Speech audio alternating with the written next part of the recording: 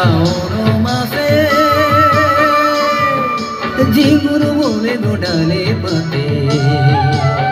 আষাঢ় শ্রাবণ মাসে ঝিঙুর বলে গো ডালে পাতে মনের কথা